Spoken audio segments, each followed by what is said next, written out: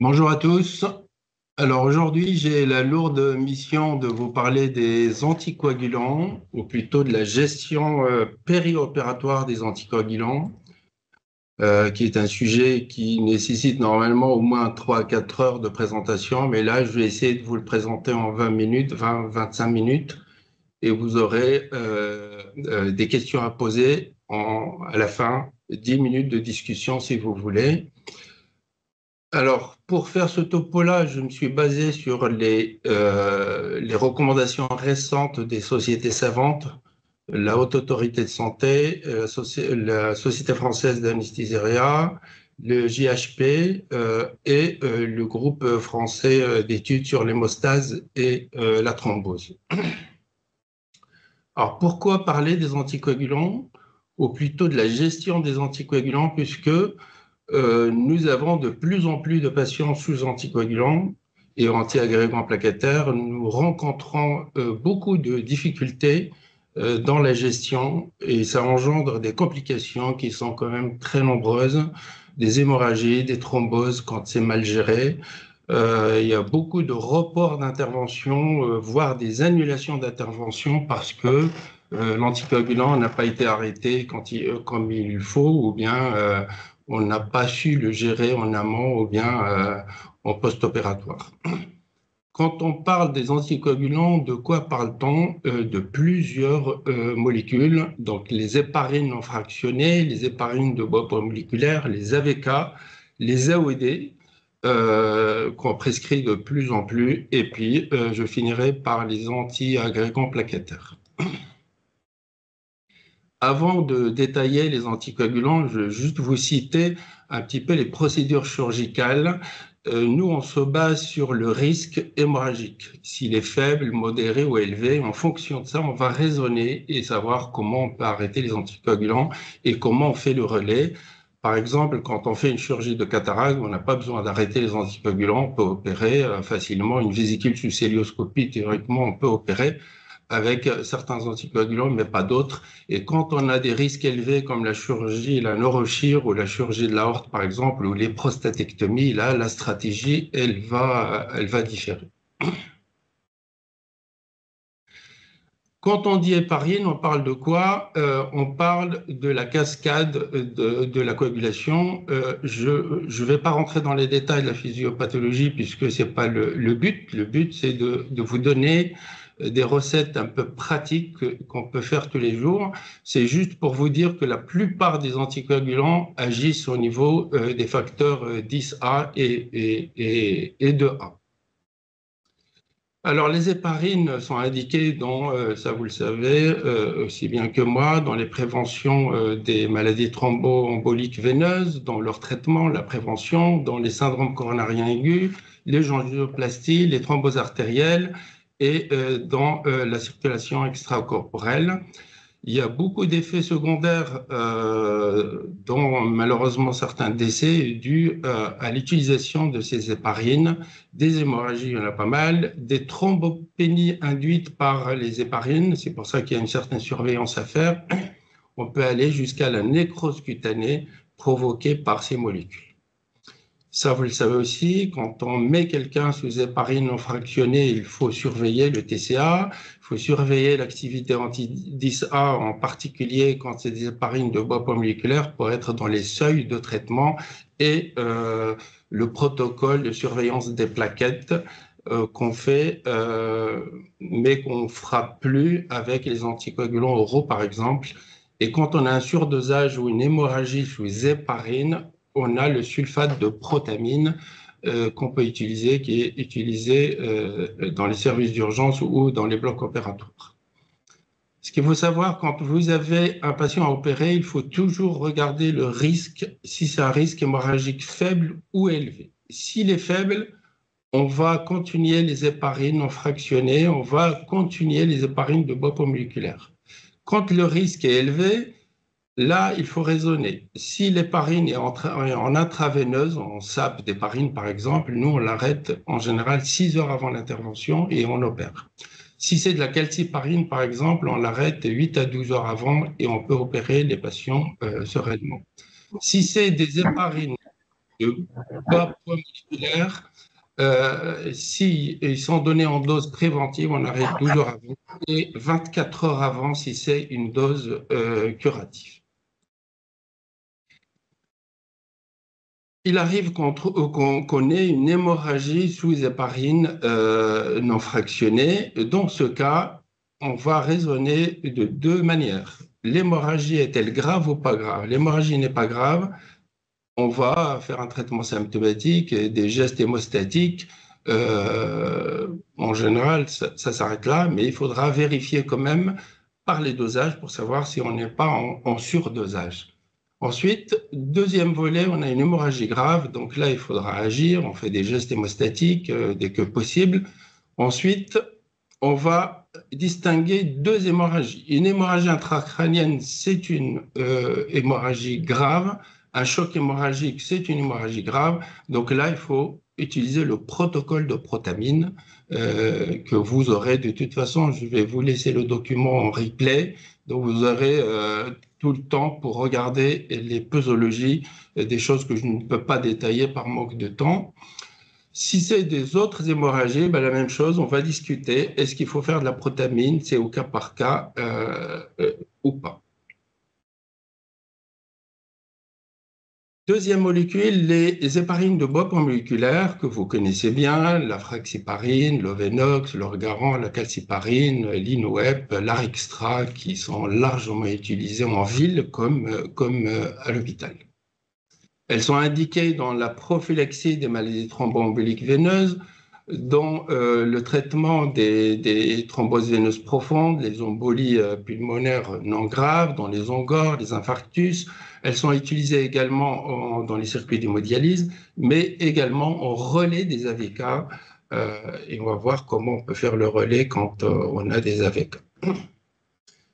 La même chose, donc il y a une surveillance biologique pour être sûr qu'on est dans les seuils thérapeutiques par la mesure de l'activité anti-DISA, puisqu'elle peut varier en fonction des poids extrêmes ou bien une hémorragie qui est inexpliquée. Donc on va aller doser l'héparine en dosant l'activité anti-DISA et la numération plaquettaire qui est faite selon protocole pour détecter une thrombopénie induite par l'héparine.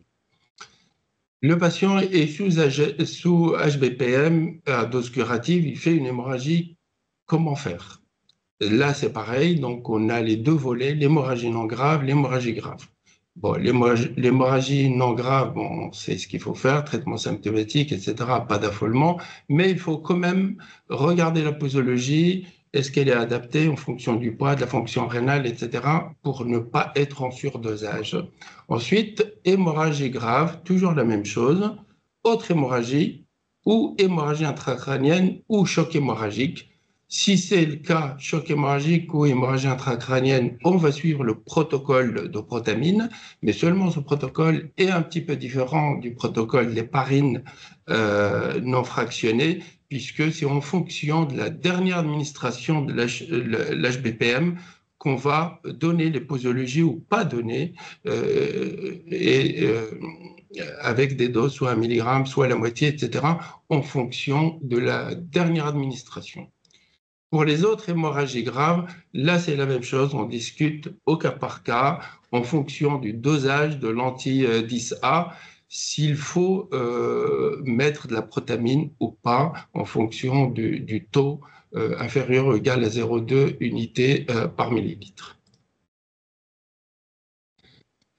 On va faire une procédure non programmée cette fois-ci. Donc, on arrive en urgence, on doit opérer un patient, mais il est malheureusement sous héparine non fractionnée ou bien sous HBPM. Comment on raisonne, nous, anesthésistes, avant de mettre le patient en bloc opératoire? Si la procédure est à faible risque hémorragique, ben, ce n'est pas grave, on réalise la procédure, mais il ne faut pas oublier qu'il y a une prophylaxie à faire en post-opératoire. En général, on se donne à peu près 24 à 72 heures pour reprendre les héparines qui étaient là avant. Si on est devant une procédure à haut risque hémorragique, alors si c'est l'héparine non fractionnée, on va discuter la protamine il faut neutraliser l'HNF par de la protamine. Ou bien, est-ce qu'on peut reporter la procédure? Ça, c'est une discussion à avoir avec le chirurgien. Est-ce qu'on peut attendre ou pas? S'il faut attendre, bah, c'est 6 heures pour les paris non fractionnés, 12 heures, comme je vous l'ai dit tout à l'heure, pour les sous-cutanés et 24 heures pour les HBP. Deuxième volet, on a une éparine de poids moléculaire. Il faut quand même opérer le patient parce que c'est une chirurgie urgente. Donc là, on va essayer de mesurer l'activité anti-10A, la clairance de la créatinine, et en fonction de ça, on va voir le seuil. Est-ce qu'on opère ou on n'opère pas, ou comment il faut faire? Est-ce qu'il faut mettre un antidote ou pas? On a l'activité anti-10A inférieure au seuil, donc c'est tout. Ça revient à faire la procédure. On fait la procédure invasive et on suit le protocole. Si on n'a pas de résultat, parce que ça arrive qu'on n'a pas forcément le résultat tout de suite, ben, la même chose, donc on va discuter la protamine et ça sera au cas par cas. Est-ce qu'on fait, si l'hémostase est suffisante, on reste là. Si c'est pas suffisant, on fait le protocole. Et si l'activité anti-DISA est supérieure au seuil, ben, on revient au même volet comme les héparines non fractionnées. Voilà pour, j'essaie d'aller vite pour être dans les temps, et après, ben, on aura l'occasion tout à l'heure d'en discuter si vous voulez. Les AVK, il y a deux grandes classes d'AVK que vous connaissez, le comarinique et le préviscan, puisque la durée de vie est différente selon la molécule. Ça, je vous apprends rien, vous connaissez le Syntran, le Mini-Syntran, le préviscan, la comédine, etc. Le mécanisme d'action, ben, c'est des AVK, donc ça agit sur les facteurs de la coagulation que vous connaissez bien, le 2, le 7, le 9, les 10, mais aussi ça agit sur la protéine C, la protéine S. La demi-vie, donc ça c'est important quand on fait le relais, nous, ou bien quand vous initiez un traitement, de voir que la durée de vie est différente. Quand la comédine, on ne raisonne pas de la même façon quand un patient est sous Syntran ou sous Préviscan. Ce qu'il faut savoir, c'est que quand on va réverser un patient qui est sous AVK, nous, en général, on se donne minimum 5 jours. Parce que l'expérience, quand on dit 48 heures, c'est pas suffisant. Et on prend large pour ne pas reporter le malade, pour ne pas retarder la chirurgie. Et donc, le délai, en général, c'est 48 heures à 5 jours. Mais en général, c'est à peu près 5 jours. Et pour équilibrer le patient après, il faut se donner un minimum d'une semaine. Bon, les indications d'AVK, c'est les cardiopathies emboligènes. Là aussi, je ne vous apprends rien. Traitement des TVP, l'embolie pulmonaire ou la récidive, ou les complications thromboemboliques des infarctus. Ça, c'est des choses que tout le monde connaît. Malheureusement, les AVK sont source de beaucoup d'accidents, dont beaucoup d'accidents mortels. Parce que quand on a eu les nouveaux anticoagulants oraux, on nous a dit ouais, les AVK faisaient déjà le job, pourquoi ça? Malheureusement, les AVK ont fait beaucoup de dégâts. Et pour l'instant, avec les anticoagulants oraux directs, on va en discuter tout à l'heure, je pense qu'il y a quand même moins de dégâts qu'avec les AVK. Peut-être les AVK, ils étaient largement prescrits. Ça donne quelques nécroses cutanées, ça donne quelques allergies. Bon, pour mesurer l'AVK, bon, vous avez l'INR, je ne vous apprends rien. Avec la cible de ce qu'on veut savoir, c'est 2,5 ou 3. Des fois, certains cardiologues demandent la cible à 4 ou voire plus. Ça dépend pour quelle indication l'AVK a été prescrit. Mais ce qu'il faut savoir, c'est au-delà de 5 d'INR, on a le risque hémorragique. Et quand on dose un AVK avec un INR à 5, mettre le patient au bloc opératoire, c'est un peu compliqué.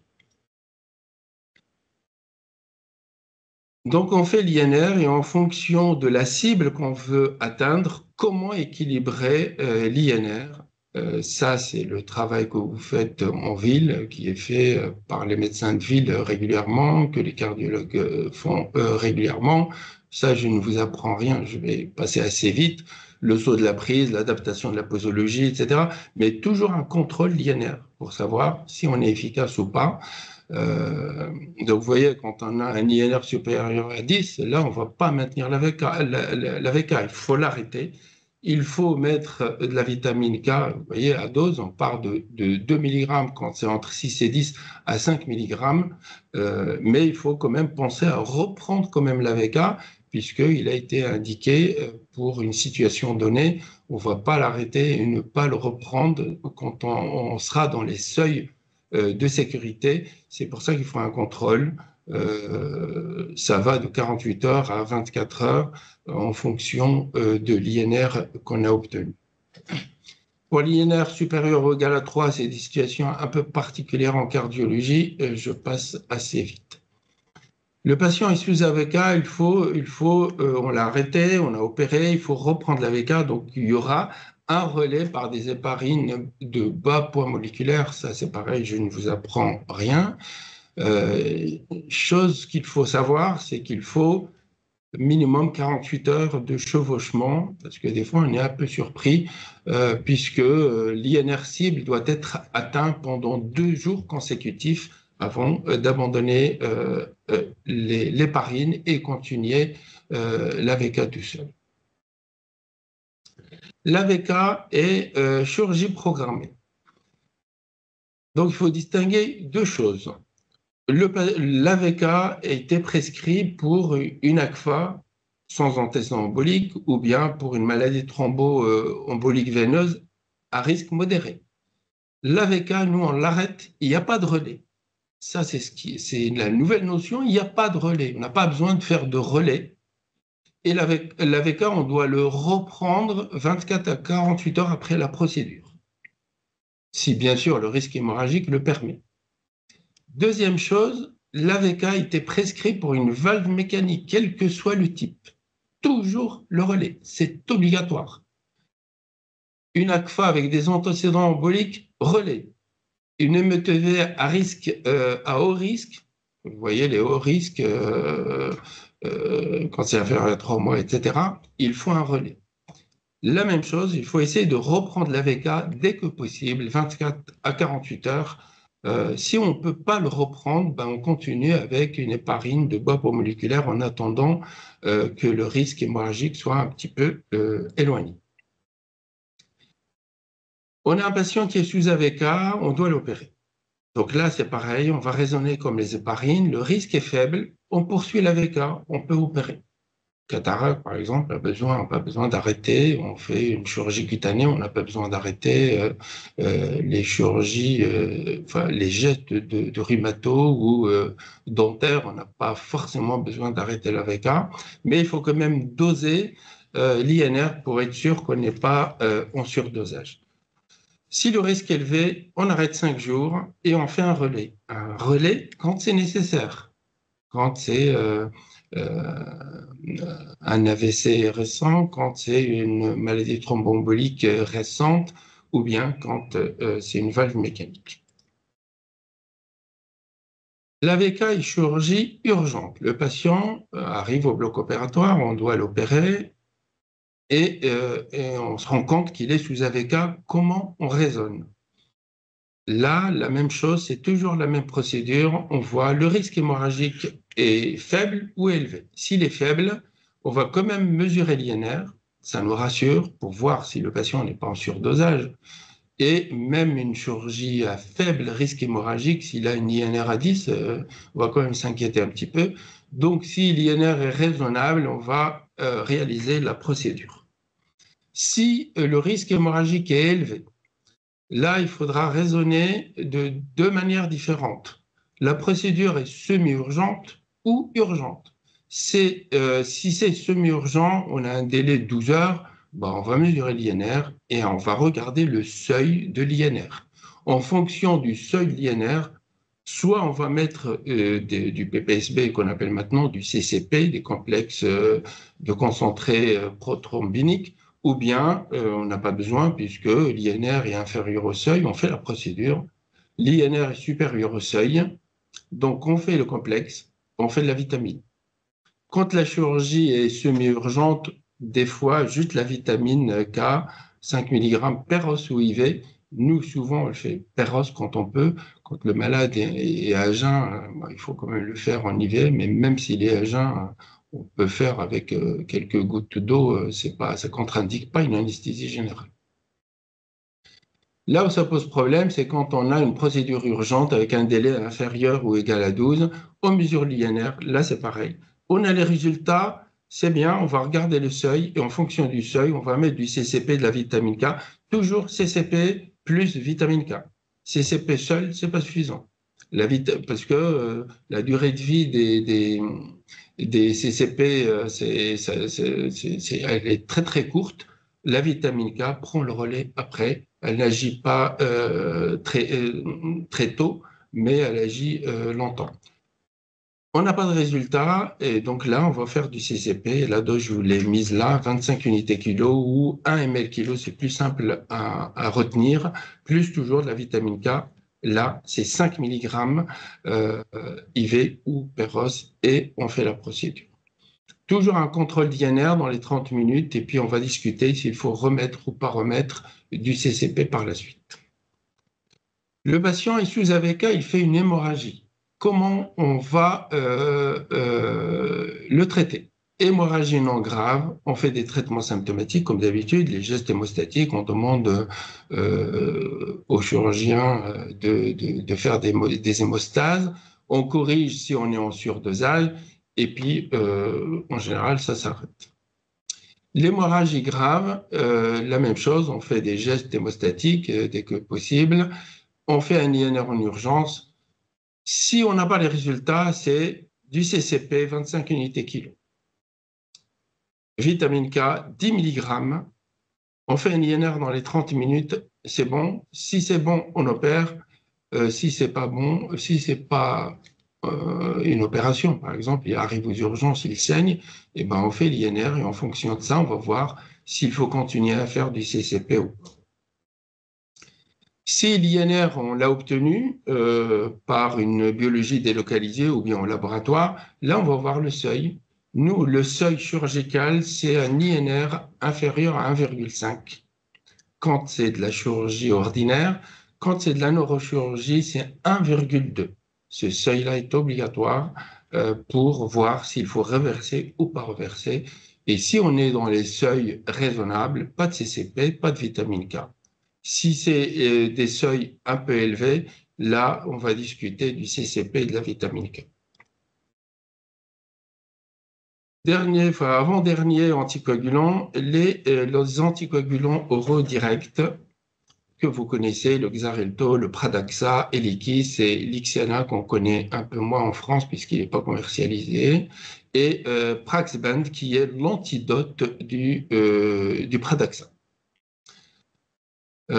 Juste pour vous dire aussi que les anticoagulants oraux agissent au niveau des facteurs 10 et des facteurs 2, comme le Pradaxa qui agit au niveau de ce facteur-là. Un patient est sous AOD, on doit l'opérer, une intervention programmée. Là, on va voir si l'AOD est prescrit en 2 prises. Si c'est en 2 prises, matin et soir, on ne va pas donner la prise de la veille, on ne va pas donner la prise du matin, si c'est le risque, devant un risque hémorragique faible. Et on reprend l'AOD 6 heures après la procédure. Si c'est une prise le matin, eh ben, il aura la prise la veille matin, mais pas celle du soir, pas celle du matin, et on reprend 6 heures après. Ou bien on reprend aux mêmes heures que d'habitude, c'est-à-dire le lendemain matin. Si c'est une prise le soir, ben, on ne donnera pas la prise le soir, on ne donnera pas la prise le matin, et ben, il reprendra le soir de l'intervention, mais au moins 6 heures après l'intervention. Ce tableau-là, donc ça vous schématise un petit peu. On est devant le risque hémorragique faible qu'on vient de voir, pas de prise la veille ni le matin. Maintenant, on a un risque hémorragique élevé. Comment on va raisonner? Il faut distinguer les xabons, donc tout ce qui est Eliquis et et apixaban et endoxaban, du dabigatran. Le dabigatran est un petit peu dangereux puisque il faut raisonner en fonction de la clairance de la créatinine. Quand c'est d'hexaban, il faut faire la dernière prise à J-3. Pour les autres, c'est J-4, voire J-5 en fonction de la clairance de la créatinine. Risque hémorragique, donc toujours pas de relais, pas de chevauchement et pas de dosage. Et on reprend 6 heures après. Après l'intervention, la même chose, le risque hémorragique s'il est élevé, toujours pas de relais, pas de dosage, pas de chevauchement, parce que le pire scénario, c'est de laisser, de reprendre un AOD et puis de mettre une héparine de poids moléculaire. Procédure invasive non programmée sous AOD, donc le même raisonnement que tout à l'heure, je ne vais pas trop le détailler puisqu'on l'a détaillé tout à l'heure, mais seulement là, il faut mesurer l'AOD, et si c'est du dabigatran, il faut mettre l'antidote qu'on a, le Praxbend, qu'on va injecter en fonction du seuil de l'AOD qu'on a mesuré. Si c'est les autres, si on n'a pas ce médicament, parce qu'il y a certains établissements, ils n'en ont pas, eh ben, il faut faire du CCP, la même chose, 25-50 unités kilo. Hémorragie sous AOD, la même chose. Donc, il faut, en fonction du seuil, il faut faire du CCP, mais cette fois-ci, vous voyez, quand c'est de l'hémorragie intracrânienne ou choc hémorragique, c'est 50 unités kilo. Pour les autres, 25 à 50 unités. J'ai mis à côté, puisque c'est des choses qu'on n'utilise pas régulièrement, de temps en temps, du nouveau C20, c'est facteur 7 activé, ou bien du facteur 8 activé, le FEBA, qu'on peut faire quand c'est des hémorragies cataclysmiques et qu'on n'arrive pas à arrêter le saignement avec les AOD. Donc, ce qu'il faut savoir, un patient a une valve mécanique, il est sous AVK, pas de relais. On fait un relais, pardon, toujours un relais. Il a une fibrillation atriale, s'il a un AOD, pas de relais. S'il a un AVK, il a un antécédent d'AVC, un relais, pas d'antécédent d'AVC, pas de relais. Donc toujours AOD, jamais de relais, jamais, quelle que soit l'indication. Le patient, il a une maladie thromboembolique veineuse. Si elle est supérieure à 3 mois, pas de relais. Si elle est inférieure à 3 mois, relais. Vraiment, ce tableau-là est capital, juste pour dire en ville qu'il n'y a pas de relais quand ce n'est pas nécessaire. Ça nous arrive régulièrement d'avoir des malades collés sous héparine de bas moléculaire alors qu'ils étaient sous AOD. S'il n'y a pas d'antécédent d'AVC, s'il n'y a pas une embolie ou une phlébite moins de 3 mois, pas de relais. On arrête 3 jours ou 4 jours ou 5 jours sans relais. Dernier volet, c'est les anti-agrégants plaquettaires. Il ne me reste pas beaucoup de temps, donc je vais essayer d'aller vite. La même chose, je me suis basé sur les recommandations récentes des sociétés savantes pour vous parler des anti-agrégants plaquettaires que vous connaissez, le Brilic, l'aspirine, etc., les fions qu'on connaît un peu moins en France, le prasugrel, et les anti-agrégants plaquettaires IV qui sont utilisés en cardiologie. Je passe assez vite. Le tyrophion et le cangrelor, on va voir, il y a quelques indications au bloc opératoire dans les chirurgies de CCV, par exemple. Ouais, ce tableau-là, c'est juste pour vous montrer que ça marche au niveau de la thrombine, au niveau du thromboxane A2 et de l'ATP. On a une procédure à faire, le patient est sous antiplaquettaire. Comment il faut faire? Il faut arrêter l'aspirine quand la procédure est potentiellement hémorragique. On va arrêter 3 jours avant, en sachant que J0, c'est le jour de la procédure. Quand c'est les autres, c'est ce qu'on appelle les anti-P2Y, le clopidogrel ou ticagrelor, donc le Plavix ou il y a son nom, c'est 5 jours. Et quand c'est le prasugrel, les fions, c'est 7 jours. Pas besoin de faire de relais. pas d'héparine, pas d'anti-inflammatoire. Comme ça arrive de temps en temps, on fait un relais parce qu'on a peur, le patient était sous Plavix ou bien il était sous Brilique, ticagrelor, ça y est, c'est revenu. Parfois, ils ont des relais avec de l'héparine, avec des héparines de poids moléculaire. Ce n'est pas nécessaire, c'est des antiagrégants plaquettaires. Le patient, il est sous aspirine à 300 mg. Maintenant, on peut faire beaucoup de choses sous aspirine. Ce n'est pas nécessaire de réduire, mais il y a encore certains chirurgiens qui ont peur et qui réduisent de 300 à 75 mg. Quand c'est de la neurochirurgie, il faut toujours rajouter le tableau suivant. Donc, vous avez la règle aspirine, 3 jours, 5 jours pour le clopidogrel et pour le Brilique et 7 jours pour le prasugrel. Je passe très vite, c'est juste pour dire la complication, c'est quand on a un patient qui a un stent récent.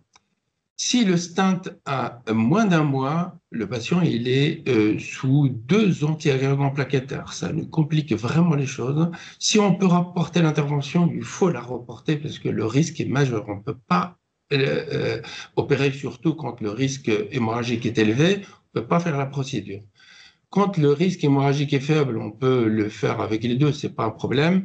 Mais là où ça pose problème, c'est quand il faut les arrêter. Si c'est au-delà d'un mois, maintenant, les cardiologues ne voient pas d'inconvénient à ce qu'on arrête le Plavix ou bien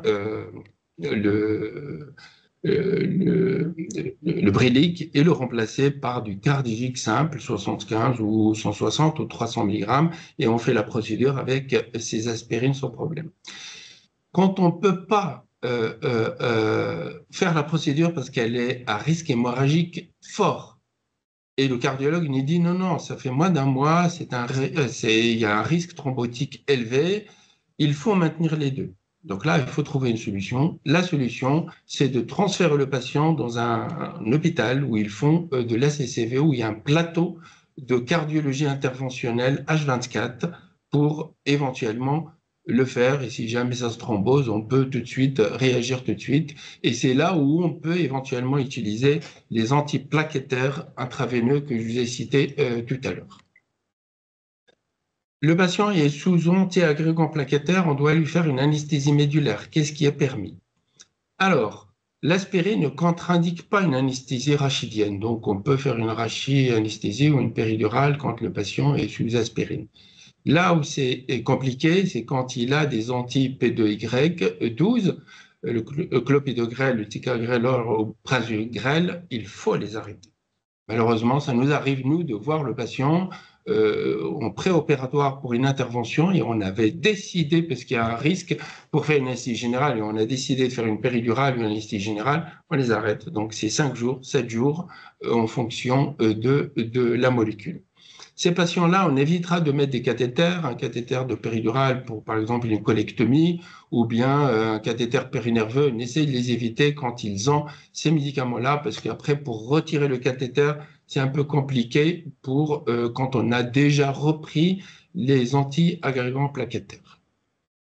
Quand on fait des anesthésies loco-régionales, quand c'est périphérique, par exemple, un bloc axillaire, un bloc fémoral ou poplité, on n'a pas besoin d'arrêter.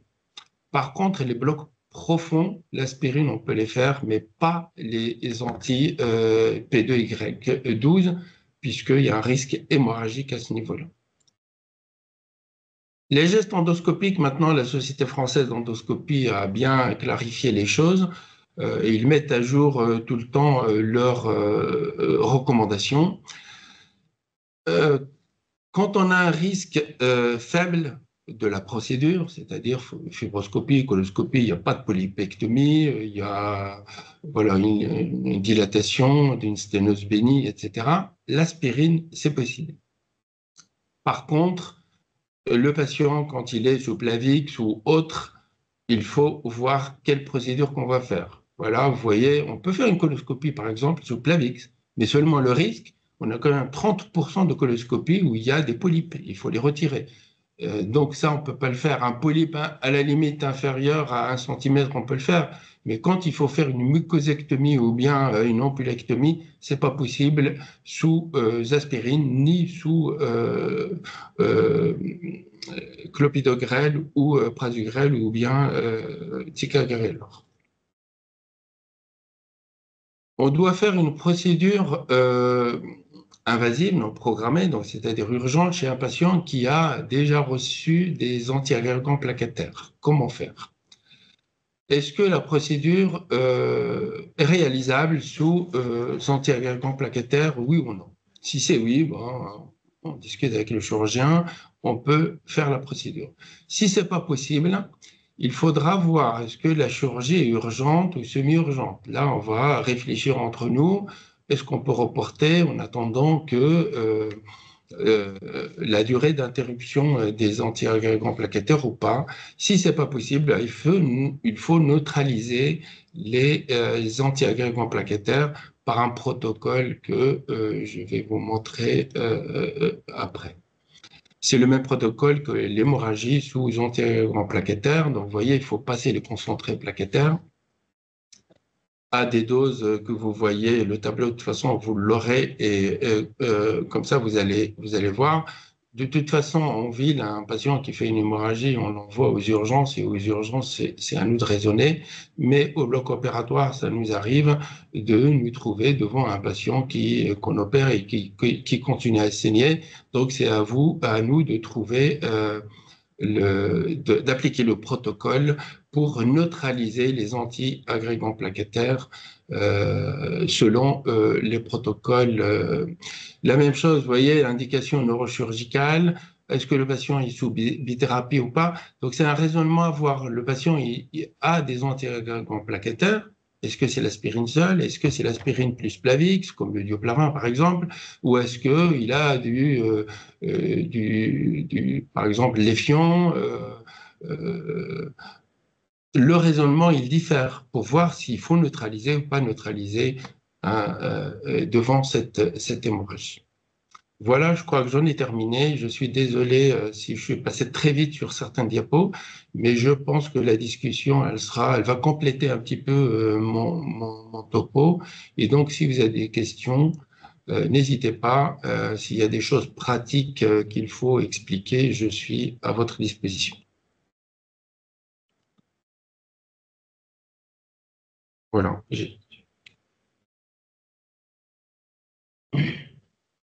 Est-ce que les micros sont ouverts? Est-ce que vous avez des questions? Non. Pas de questions? Tout était clair, c'est bien.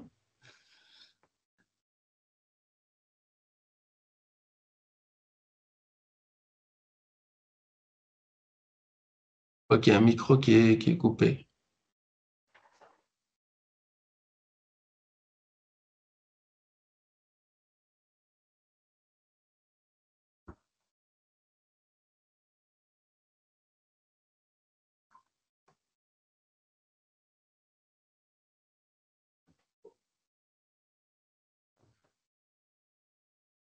Bon, donc on a quelques minutes encore. Si vous voulez que je revienne sur une notion qui n'était pas très claire ou quelque chose qui est passé très vite et qu'on n'a pas eu le temps de bien détailler. Mais j'insiste sur ce tableau-là. Ça, pour moi, c'est capital pour voir est-ce qu'on arrête ou on n'arrête pas. Est-ce qu'on fait un relais ou on ne fait pas.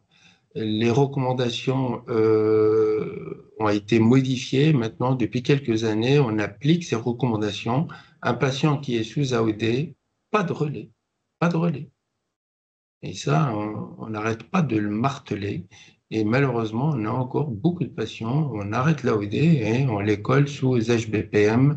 Et donc là, on a un risque hémorragique élevé, malheureusement, puisque l'AOD fonctionne encore et puis on rajoute les parines de bois moléculaire.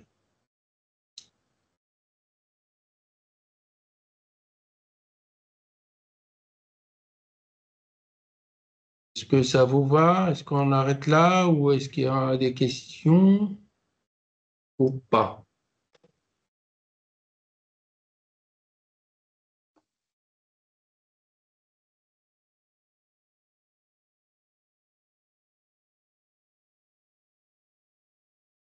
Bon, bah, je vous souhaite une bonne journée. Et donc, je pense que Merci.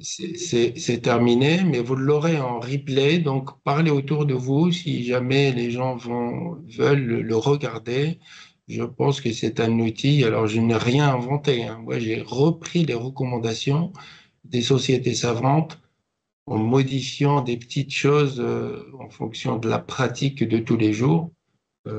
Voilà, je pense que le document il sera disponible, je ne sais pas combien de temps, Sur le site internet. tout le temps, tout le temps. Donc voilà, on peut y revenir quand on veut. Voilà, bonne journée à tous. Merci à vous Au revoir. aussi. Merci.